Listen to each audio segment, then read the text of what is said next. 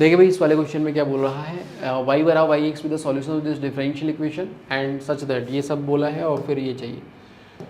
तो ये clear cut आपको ऐसा दिख तो रहा ही है कि ये हमारा क्या है, देखो ये हमारा क्या है भाई, लीनियर डिफरेंशियल इक्वेशन। बहुत बढ़िया।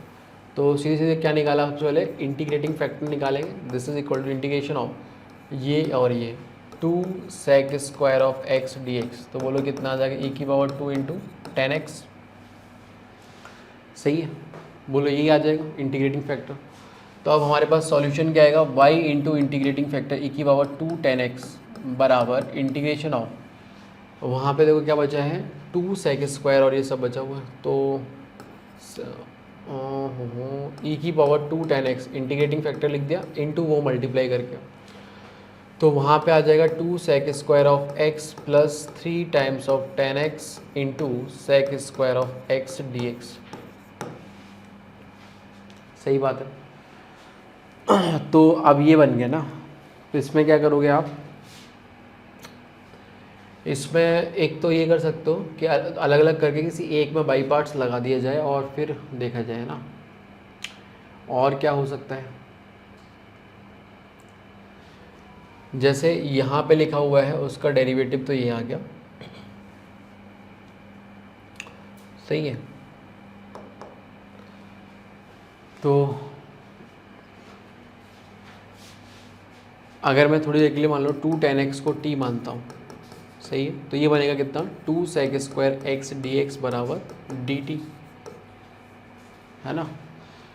तो अपने पास में क्या आ जाएगा, ये चीज़ यहाँ पे दे रखी है बट इसको यूज़ करना है ना।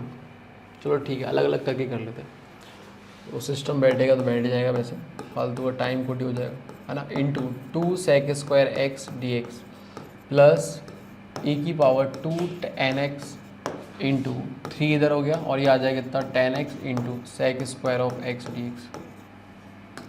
तो मैंने अगर इसमें y पार्ट्स लगाया, मतलब y पार्ट्स तो क्या लगाया, बेसिकली आप देख सकते हो इसको आप,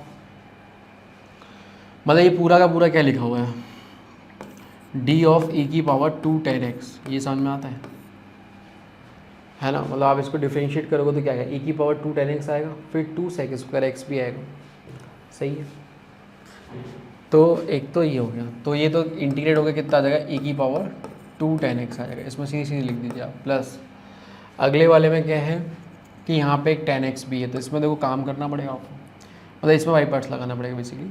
तो लेस, मतलब अगर मैंने इसको t बोल दिया थोड़ी देर के, अब नया बात, तो ये आ जाएगा कितना e की पावर 2t इंटू टी और dx sec square x dx, मतलब 10 का जब डिफरेंशिएट करोगे तो ये आएगा ना sec स्क्वायर x dx, वो हमारा dt में चला जाएगा। बोलो यहाँ तक सही है।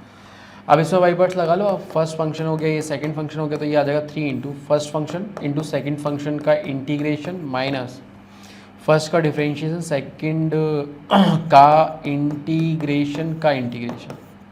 सही बात है। तो ये आ जाएगा अपने पास कितना 3t e की power 2t upon 2 minus 3/4 e की पावर 2t, है ना। और यहाँ पे अपने पास e की पावर 2 10x बन रहा है और ये भी हमारा e की पावर 2 10x बन रहा है।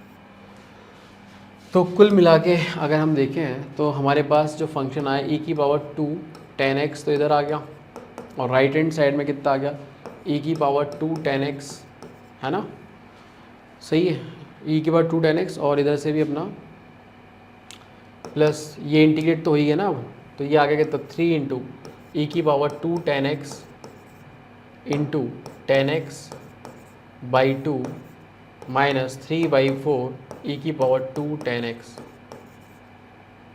समझ में आ गया होगा, क्लियर है। Plus integrating constant c। तो मैं अगर e की पावर 2 10x को गायब करता हूँ तो y बराबर इधर कितना आ जाएगा 1 plus 3/2 into 10x minus 3/4 plus c into e की पावर माइनस का 2 10x। ठीक है, ये और ये मिलके कितना हो जाएगा 1/4 हो जाएगा, तो इसको भी यहाँ से हटा दिया जाए। समझ में आएगी नहीं। अब हमें इनिशियल वैल्यू उन्होंने दे रखी है क्या कि 0 पे 5/4 आ रहा है, तो 0 डाल दो आप। तो 0 डाला आपने तो आप देख सकते हो ये ख़त्म हो गया, एंड ये बन जाएगा कितना 1, तो c plus 1/4 is equal to 5/4। तो बोलो आपको क्या समझ में आया, सी की वैल्यू कितनी आ गई 1।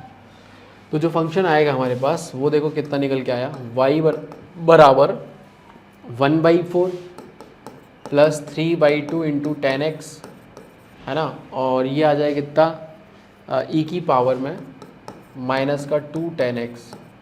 सही है। अब हमसे ये चाह रहे हैं क्या कि π/4 पे वैल्यू निकालो, फिर उसमें से वो घटाओ और फिर ये करो। तो निकाल देते हैं y की वैल्यू एट π/4, तो वो आ जाएगा 1/4 प्लस 3/2 प्लस ई की पावर -2। तो ये कितना आ गया भाई 7/4, है ना, 2 से ऊपर नीचे मल्टीप्लाई किया तो 6 और 1 7/4 प्लस ई की पावर -2। तो ये वाली वैल्यू आ गई कितनी, ये वाला पूरा वैल्यू 7/4 आ गया कि नहीं आ गया। तो ये कितना आ गया भाई 7 × 3 तो 21 आ गया, 21 आ जाएगा, वही एनटी ने भी दे रखा।